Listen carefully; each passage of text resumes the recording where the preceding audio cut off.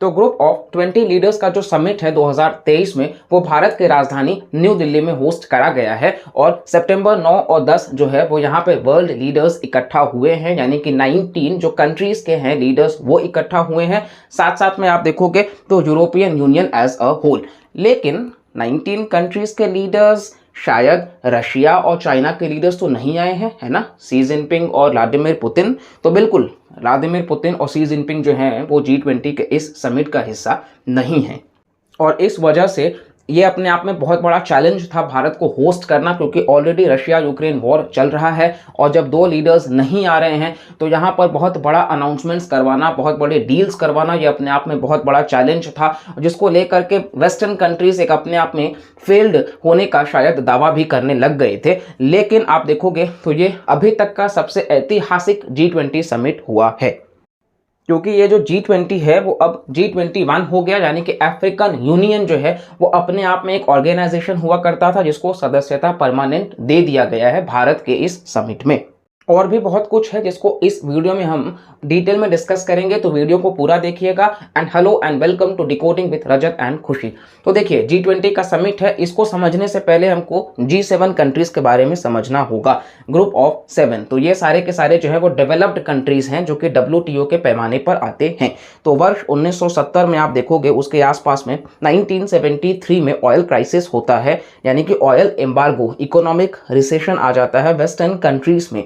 और उस वक्त आप देखोगे तो 1973 में अमेरिका, फ्रांस, यूके और जर्मनी मिला करके एक संगठन बनाते हैं और 1975 में इसको G6 बनाते हैं, जहां पे इटली और जापान को जोड़ा जाता है और कनाडा 1976 में ऐड होते ही इसको G7 बना दिया जाता है।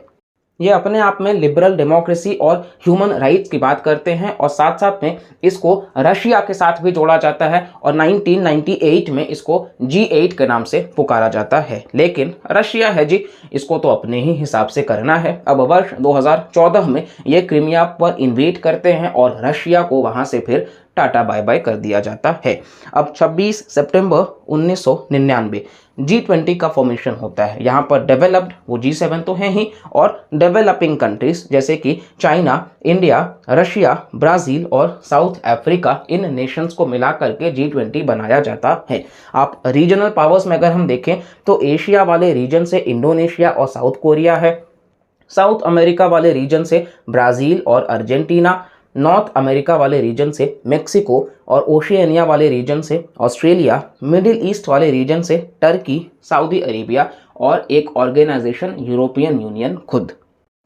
और फिर वर्ष 2008 में ग्लोबल फाइनेंशियल क्राइसिस आता है जिसका बहुत बड़ा इम्पैक्ट USA के इकोनॉमी पे पड़ता है और वो रिसेशन की तरफ जाते हैं।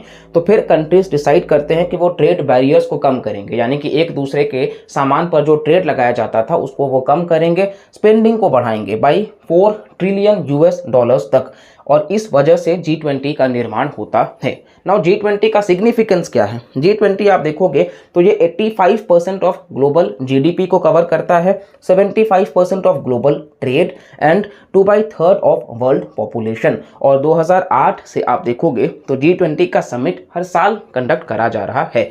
G20 में एक ट्रॉइका सिस्टम एग्जिस्ट करता है। ट्रॉइका मतलब कि प्रीवियस ईयर समिट कहाँ हुआ, इस साल कहाँ हो रहा है और अगले साल कहाँ होगा। जैसे भारत के केस में अगर हम ट्रॉइका सिस्टम देखें तो इंडोनेशिया में लास्ट हुआ था, यानी कि बाली में, फिर इस साल भारत में हो ही रहा है और अगला जो होगा वो ब्राज़ील में होगा। नाउ भारत ने कुछ स्पेशल कंट्रीज को भी बुलाया, जैसे कि Mauritius, Netherlands, Nigeria, Singapore, Spain, UAE, Bangladesh, Egypt और ओमान। ये सारे नेशंस आपको देखने को मिल जाएंगे।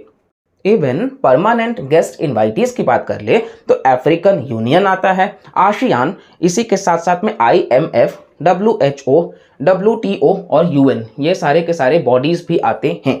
और यहाँ पर सिर्फ इकोनॉमिक डेवलपमेंट की बात नहीं करी गई है, बल्कि क्लाइमेट चेंज और सस्टेनेबल डेवलपमेंट की भी बात करी जाती है, जिसका थीम वासुदैव कुटुंबकम रखा गया, जिसको लेकर के फिर से चाइना को समस्या थी और चाइना ने इसको लेकर के भी विवाद करा कि वासुदैव कुटुंबकम जो है वो तो संस्कृत में लिखा गया है और संस्कृत तो UN का भाषा ही नहीं है।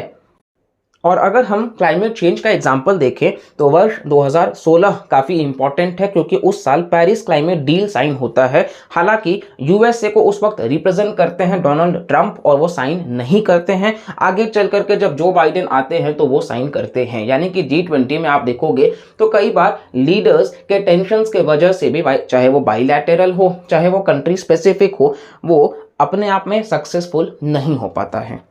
अब इस साल के अगर हम इंपॉर्टेंट की टेकअवेज पर आए तो जैसा कि आपको हम पहले ही बताए कि G20 को G21 कर दिया गया अफ्रीकन यूनियन को जोड़ करके। वहीं दिल्ली डिक्लेरेशन भी पास करा गया। अब जब से रशिया यूक्रेन वॉर चालू है, आप पिछले साल भी देखोगे इंडोनेशिया में जब समिट हुआ तो कोई भी डिक्लेरेशन पास नहीं हो पाया था और वहां पर सिर्फ यूक्रेन के ऊपर और रशिया के ऊपर टारगेट किया गया था। हालांकि दिल्ली डिक्लेरेशन में आप देखोगे तो पीसफुली चीजों को रिजॉल्व करने की बात करी गई है। पूरे डिक्लेरेशन में सिर्फ 4 बार यूक्रेन का नाम लिया गया है और इसके बाद आप देखोगे तो ओवरऑल रशिया के लिए भी ये विक्ट्री है। हालांकि अगर पुतिन होते तो शायद इस विक्ट्री को वो ज्यादा एंजॉय करते, काफी खुश होते देख करके, लेकिन पुतिन नहीं आए हैं जस्ट बिकॉज कि उनके खिलाफ आईसीसी ने अरेस्ट वारंट भी जारी किया है और उन्होंने ऑफिशियल कारण बताया युद्ध का। वहीं बहुत ही मेजर रेलवेज और पोर्टवेज कनेक्टिविटी डील भी एस्टैब्लिश किया गया between United states of America, UAE, Saudi Arabia, Jordan, Israel और भारत। यानी कि ये नेशंस मिल करके, जैसे चाइना का जो बेल्ट एंड रोड इनिशिएटिव है उसी प्रकार से इसको बनाया जाएगा, जो कि अपने आप में न सिर्फ एक रेलवे प्रोजेक्ट होगा बल्कि एक मेगा इंफ्रास्ट्रक्चर प्रोजेक्ट होगा जो ग्रीन एनर्जी को प्रमोट करेगा, ट्रांसपोर्ट कर पाएगा और शिपिंग कॉस्ट को कम करेगा। इस G20 समिट में आप देखोगे तो भारत ने अपने कल्चर को भी दर्शाया है, फिर चाहे वो प्रधानमंत्री मोदी ने जो बाइडेन को दिखाया हो, फिर चाहे वो जापान की जो फर्स्ट लेडी हैं उन्होंने साड़ी पहन करके इस मीटिंग को जो है वो होस्ट करा है या फिर आप देखोगे उसको पार्ट बना है। इवन एस जयशंकर से जब पूछा गया कि यूक्रेन और रशिया का मैटर तो बाली वाले समिट में बहुत ज़्यादा उठा था, आप इस मैटर को किस तरीके से मतलब मैनेज कर पाए, क्योंकि यहाँ पे भारत का तो बहुत ही बड़ा डिप्लोमेटिक विक्ट्री है। तो एस जयशंकर ने साफ साफ कहा था कि वो बाली है और ये दिल्ली है। तो ये दर्शाता है कि भारत ने किस प्रकार से यहाँ पर डिप्लोमेटिक विक्ट्री दिखाया है G20 के इस समिट से, जो कि चाइना जो है वो चाहता था कि अपने आप में एक फेल्ड बने। इवन उन्होंने ये भी बोला कि भारत जो है वो G20 से कहीं ना कहीं ऑर्गेनाइजेशंस को छेड़छाड़ करने की कोशिश कर रहा है, लेकिन हमने इसको बहुत ही बेहतरीन ढंग से करके दिखाया है। बाकी इसी के साथ साथ अगर हम देख लें तो टर्की ने और यूनाइटेड स्टेट्स ऑफ अमेरिका ने मिल करके भारत का जो यूनाइटेड नेशंस सिक्योरिटी काउंसिल में परमानेंट सीट है उसकी बैकिंग की बात करी है। वहीं अगर आप देखोगे तो यूके के प्रधानमंत्री ऋषि सुनक साहब ने अनाउंस किया है अभी तक का यूके का बिगेस्ट एवर एड, जो कि $2 बिलियन का होगा टू ग्रीन क्लाइमेट फंड, यानी कि क्लाइमेट चेंज को लेकर के बहुत बड़ा अनाउंसमेंट है। इसी के साथ साथ में जो अफ्रीकन यूनियन के चेयरपर्सन है उन्होंने बहुत ही बोल्ड लाइन कहा, जो उन्होंने ये बताया कि India is a super power ahead of China. यानी कि कुल मिलाकर के वो साफ साफ बोल रहे हैं कि भारत जो है वो अभी के टाइम पे सबसे बेहतरीन कंट्री है।